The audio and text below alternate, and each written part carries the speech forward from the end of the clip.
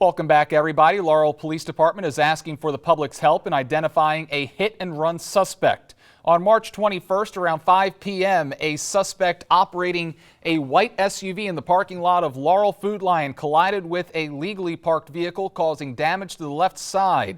Officers were provided with surveillance video, screenshots of the vehicle and driver, and anyone with information about this incident is asked to contact Laurel Police Department at 302-875-2244.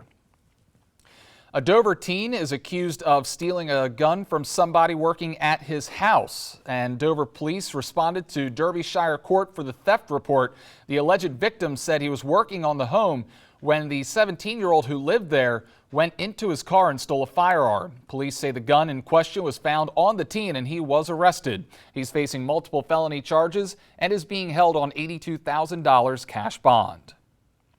The city of Rehoboth Beach announced they have adopted a $38.6 million budget for the 2025 fiscal year. That new budget has a focus on infrastructure investments, which will put around $10 million towards capital improvement in the city, as well as making sure the city has appropriate resources for staff. Now, in order to balance the budget, Rehoboth Beach commissioners voted in favor of several fee increases, which include an increase on wastewater fees, increased rental tax rates, along with increased parking fees, along with among other increases. Also proposed is an increased property tax fee, which will be voted on in an upcoming commissioners meeting. And the Ocean City Council recently voting to extend the town's moratorium on businesses that grow or sell cannabis. Following the Cannabis Reform Act of 2023, the town initially had enacted a 9-month moratorium, which was set to expire this March. Ocean City officials say they are waiting on more refined guidelines from the state of Maryland, with zoning and location regulations being their biggest concerns.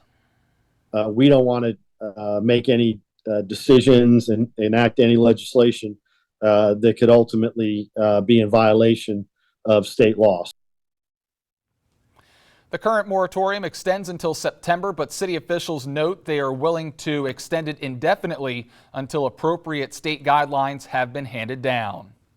Meanwhile, if you want had high hopes of buying a home but have been priced out given your income, a local real estate expert says you're not alone. According to a Zillow report, aspiring home buyers need to make $47,000 more than in 2020.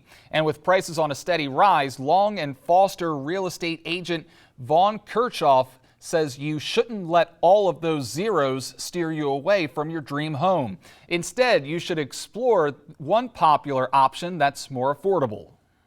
I always suggest that, hey, if you've got the mindset for it, maybe something that is a fixer upper, move something, put your work into it, make it your own home. That way you're also adding instant equity in the house.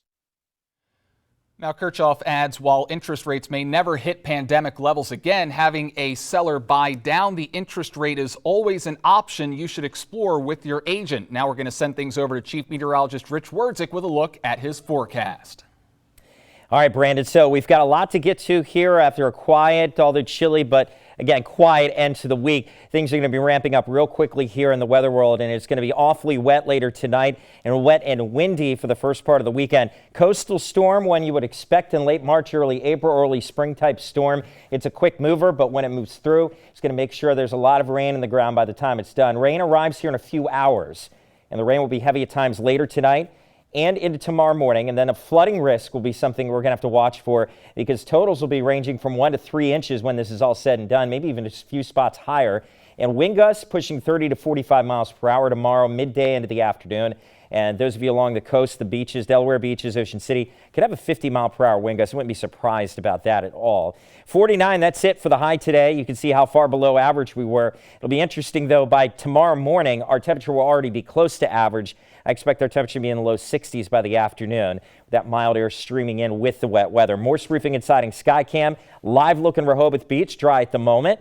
Temperatures in the 40s in many spots, although you can see in some areas that number is starting to climb with that southeasterly breeze. Now 54 in Melfa, Wallops 53 52 out of Ocean City. Still in the 40s, though, in Georgetown, Dover, places like Salisbury, Cambridge, and Easton. But that southerly wind is going to be driving all that mild air from the Carolinas in our direction here late tonight. So this will be the warmest time in the next several days, and it will be with the most amount of bad weather to deal with. Right now, we've got a gale warning out for all the waterways around Delmarva, a flood watch for a good chunk of the peninsula. The threat for flooding will be for everybody, even if your county's not shaded there in green.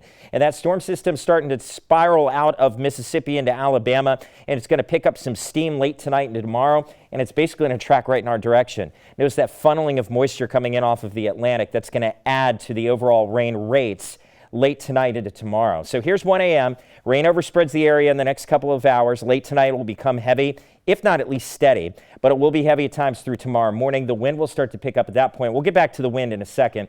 Tracking the rain there by 2 o'clock in the afternoon, one last batch of heavy rain moving west to east. Storm system is now lifting out, but the winds will continue to be blustery and behind it. Speaking of the winds, looking at peak wind gusts here on Futurecast, taking you through tomorrow morning. Notice those numbers are starting to climb. 40-mile-per-hour wind gusts down in southern Delmarva. And then by midday, look at these numbers here, 40 in Salisbury, 46 in Cambridge. I mean, this is an estimate around that time, but anywhere between 40 and 45 miles per hour, close to the 50-mile-per-hour mark along the beaches and up through central Delaware. So with that said, I'm going to get ready for this here for tonight. Temperatures will be on their way up as the heavier rain arrives late. We'll be in the 50s to start tomorrow morning. We'll end in the low to mid 60s. Even after the rain ends tomorrow afternoon and early evening, the winds will still be very gusty through the night. Blustery is probably a better word for tomorrow night into Sunday as that cooler air rushes back in. We're going to drop down to 32 Sunday morning. No worries about a freeze over or anything like that. That wind's going to do a real good job making sure the roads dry out, but a lot of water before we get there. 53 on Sunday. Now, with a clear sky and light to no wind Sunday night, early Monday morning, that 32 could make some frost there for us, maybe scraping that off the windshield Monday morning. Same idea Tuesday morning with lows in the low to mid 30s. But we start the next week on a dry note. Rain arrives again late Wednesday and Thursday. More DSIs on the other side of this break, so stay with us.